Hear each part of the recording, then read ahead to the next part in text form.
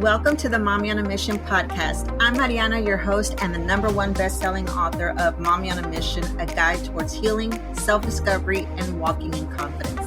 As a dedicated life coach, wife, mom, yaya, and most importantly, daughter of the King, I am passionate about empowering multifaceted women just like you.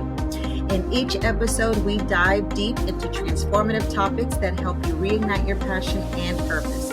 My unique approach is designed to help you overcome the fear of external expectations and create the space and time you need for both increased job satisfaction and personal growth. Join me on this journey of self-discovery and empowerment as we explore practical strategies, inspiring stories, and actionable insights. Together, we'll navigate the complexities of life and emerge stronger, more confident, and truly aligned with our deepest desires. Welcome to the MAMI on a Mission podcast, your go-to resource for living a more purposeful and fulfilling life. So grab your taza of café y vamos a platicar.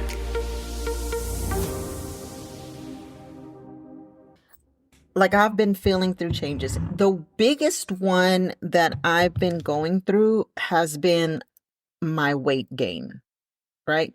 Because it's like over the past 10 years, I've gained about 53 pounds. No joke.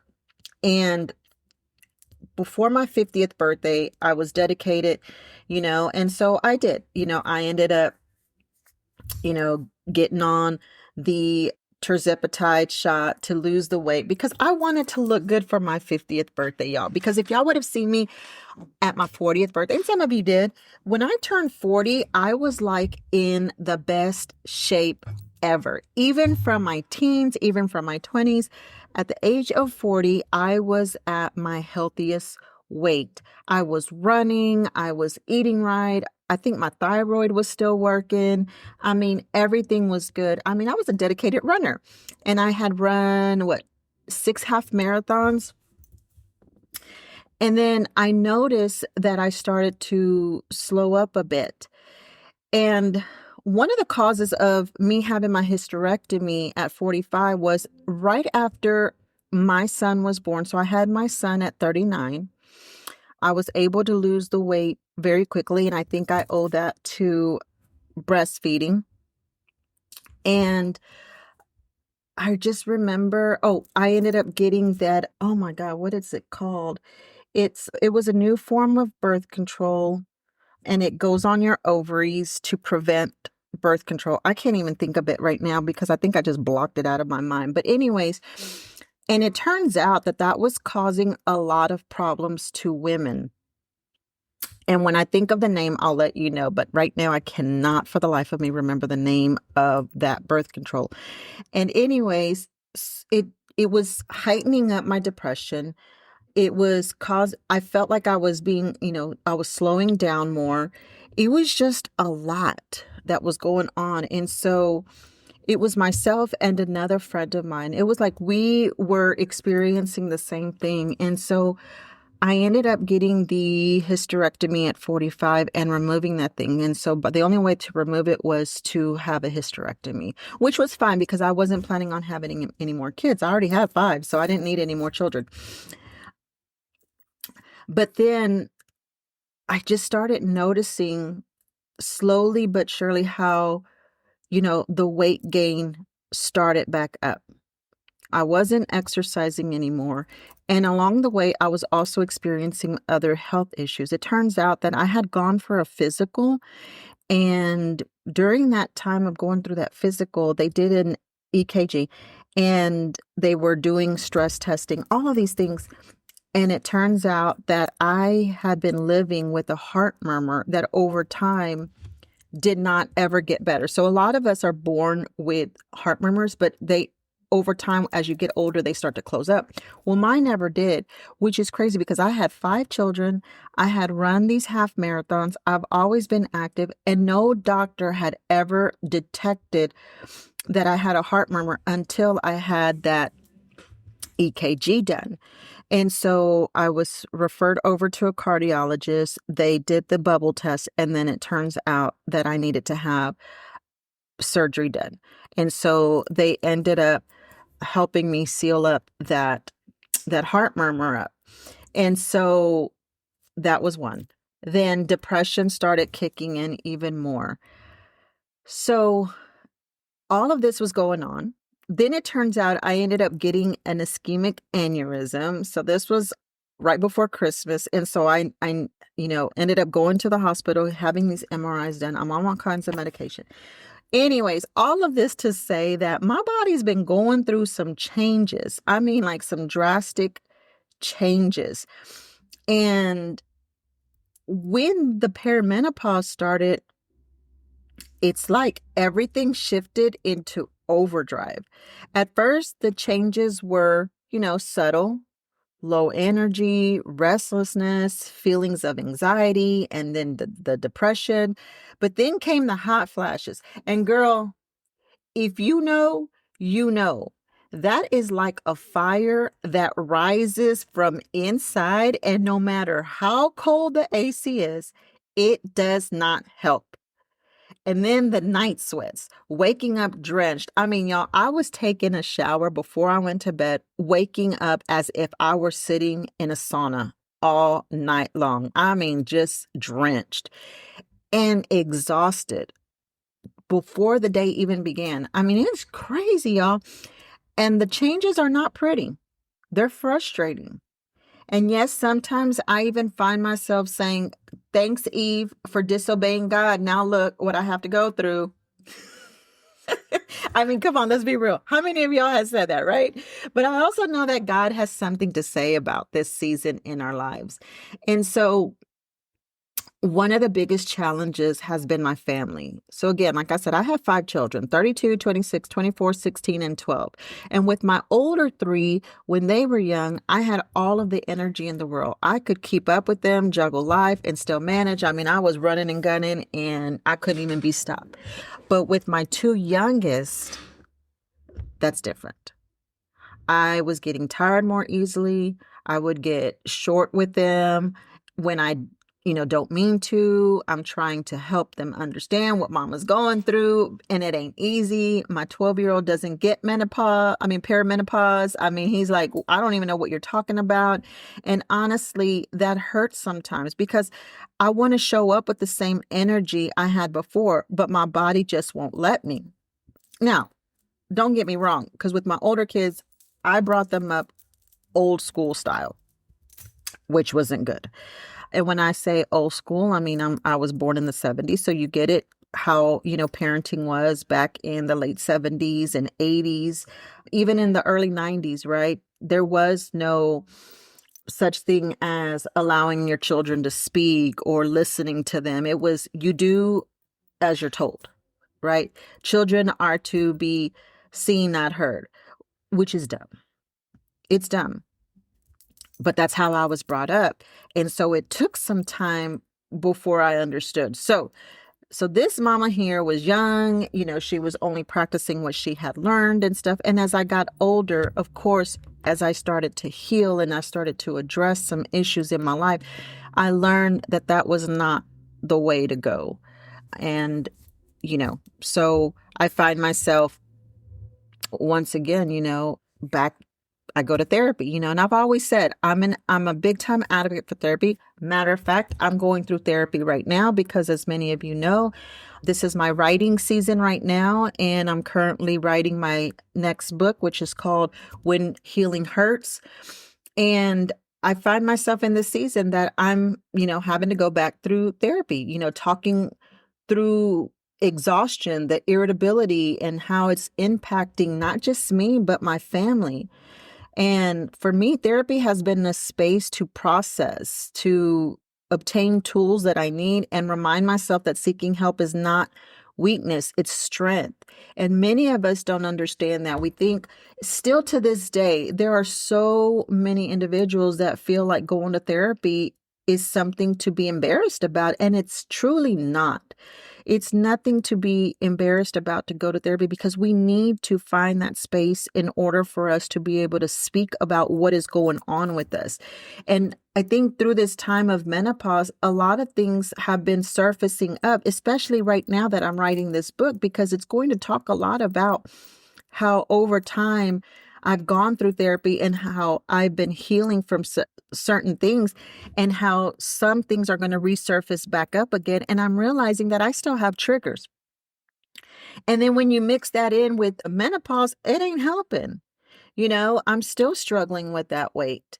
So for those of you, if you are ever on that shot, I was on tirzepatide. There's people on Zepbound. Some people are on Ozempic. Once you get off of it, guess what? The weight's going to come back if you don't address how to properly maintain your weight. If you don't go to the gym, if you're not eating right, guess what? That weight's going to come back in. And I'm telling y'all, because I'm sitting right here and I've gained back 30 of those 50 that I've lost.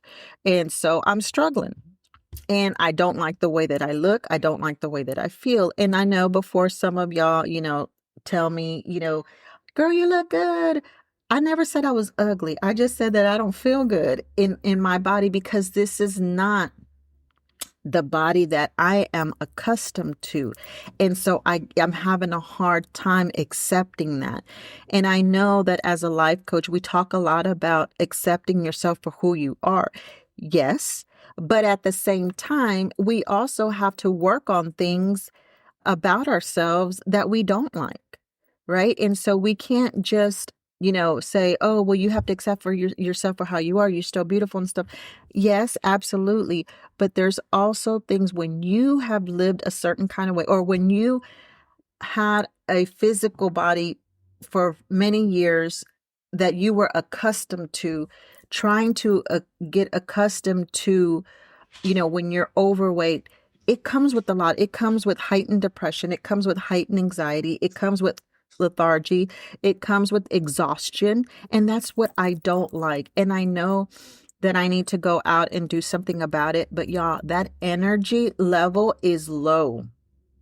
It's low.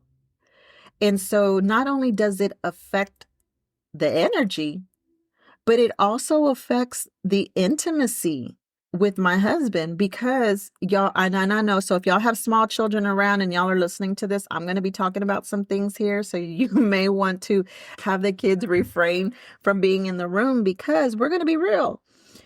It brings vaginal dryness, low sex drive, all the things we don't love talking about. But let's be honest, it's real issues. It's real things that are happening, and I struggle because I still feel like I want to have, during the day, when there are short periods during the day when I do have that energy that, I want to go out and I want to go get my husband and I just want to, get it on with him. But the minute I get home, I'm tired. By the time night falls, I'm exhausted. And then trying to get me aroused, it's not like it was before the hysterectomy, before the menopause. We have to buy the creams, the gels, because it's a dryness and it hurts. And so, and many of us still want that intimacy with our husbands. And biblically, we know it's important, because in 1 Corinthians chapter 7, Paul talks about not withholding from one another. But when our bodies are working against us and our husbands don't fully understand what's happening, intimacy can feel like a struggle instead of a gift. And then trying to explain this to our husbands, it is not easy. Sometimes they just don't get it. And sometimes our frustration comes out wrong because we're already tired and irritable. And then little by little, it can cause tension in the marriage. But here's the truth. Intimacy is more than physical. It's also emotional, spiritual, relational. We can lean into prayer, closeness, communication, and even small gestures of love. And yes, we can pray for God to give us wisdom and strength in this part of our marriages too, because He cares about every detail, even our hormones. And so, let's see what God is saying about all of this. So in Proverbs 16:31, He reminds us that gray hair is a crown of splendor. It is attained in the way of righteousness.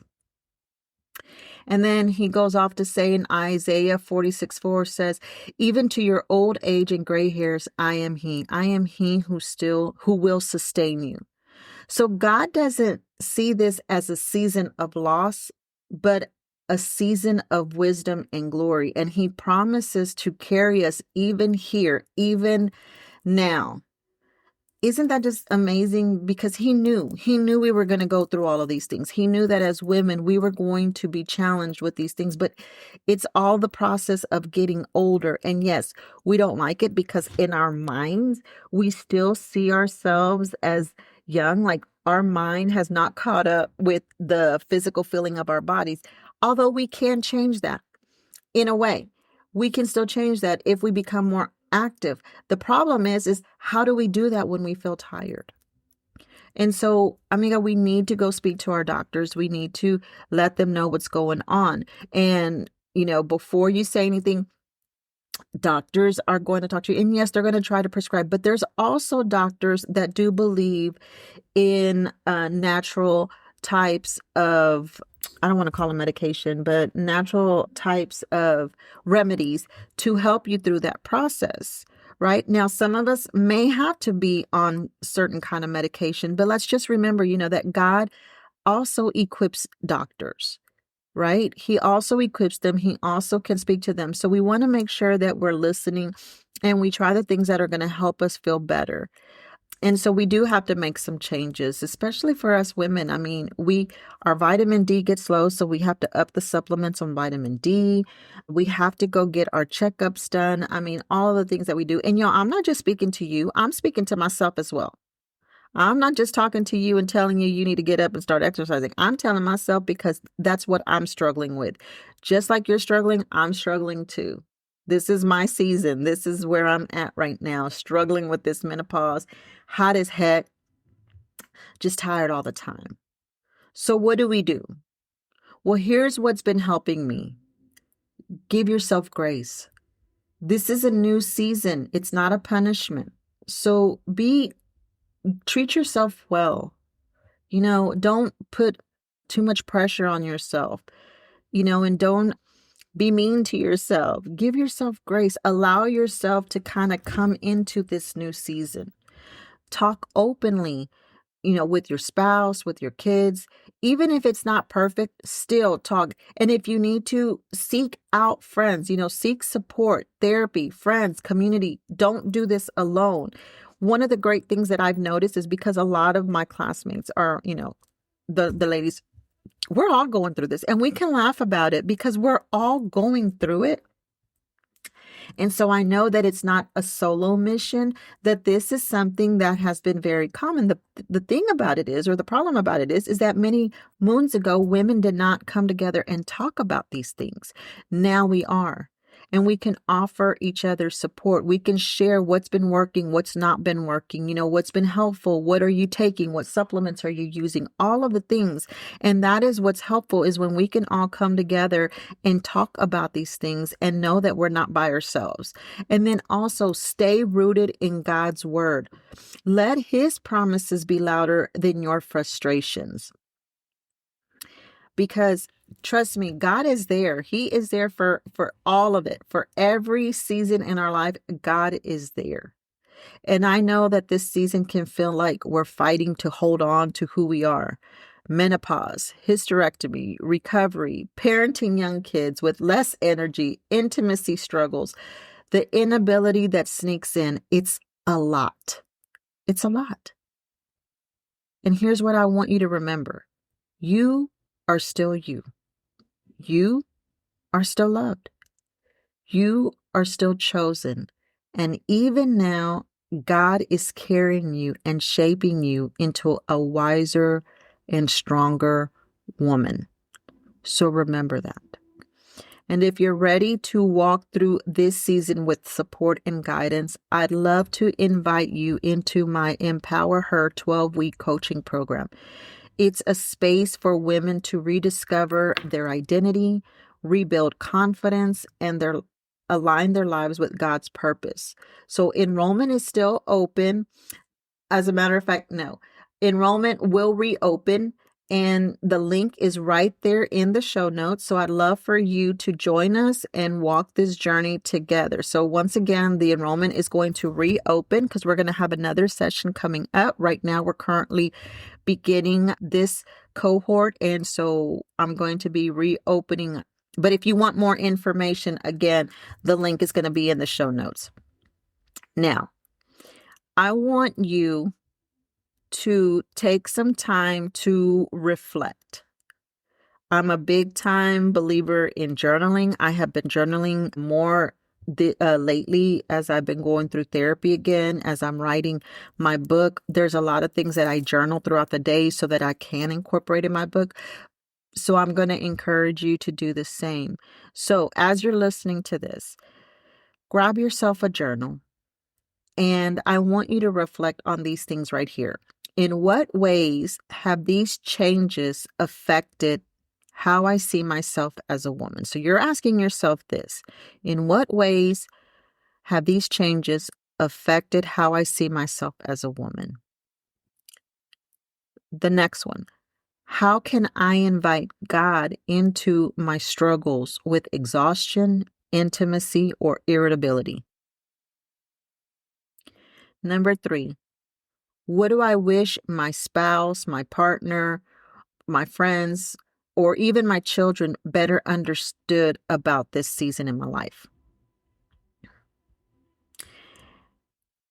And then number 4, where do I need to show myself more grace instead of self-criticism? Because let's face it, a lot of times we are our own worst critic, right? So where do I need to show myself more grace instead of self-criticism? And then how might God be using this season to draw me deeper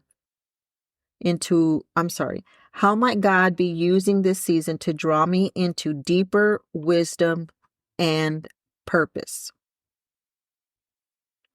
So how might God be using this season to draw me into deeper wisdom and purpose? I'm unable to talk right now.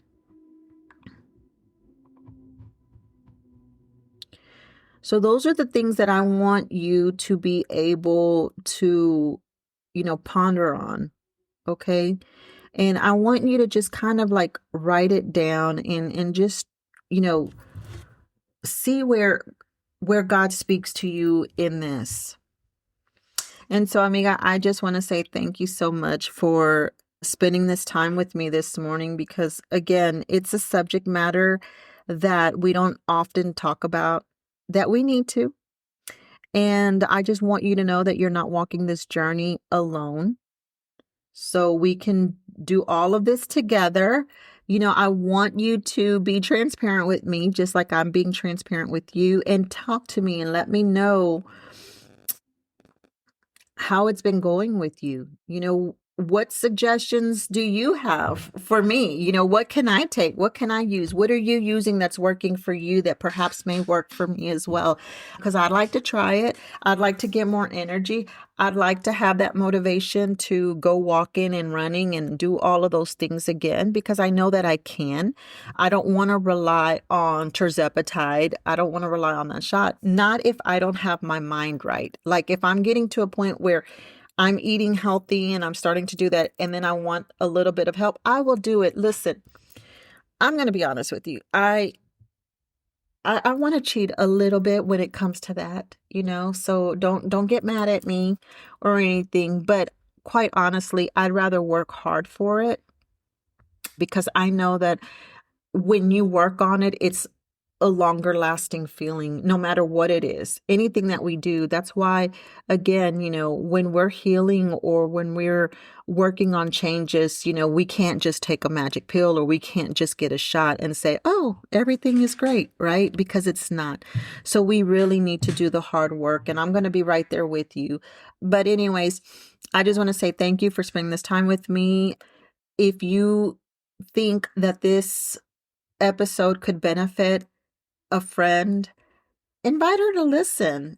Subscribe to this. Go to my website, momionamission.com. Again, it's going to be in the show notes. Follow me on Instagram, on Facebook. I'm even on TikTok.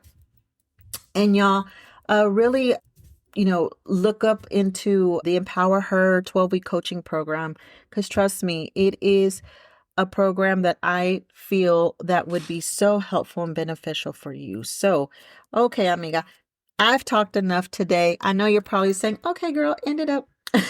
But anyways, I want to say thank you once again, and I will see you next Saturday on the Mommy on a Mission podcast.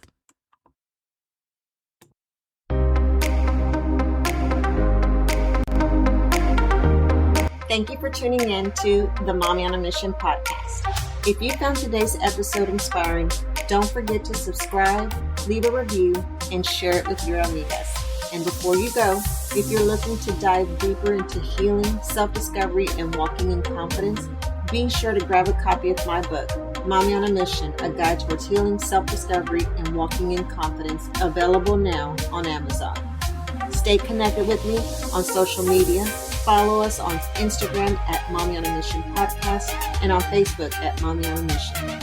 If you're considering working with a coach but aren't sure if you're ready, send me a DM and I will send you a free gift to help you get started on your journey. Until next Saturday, keep shining and remember, the power is within you. Adios, amigas.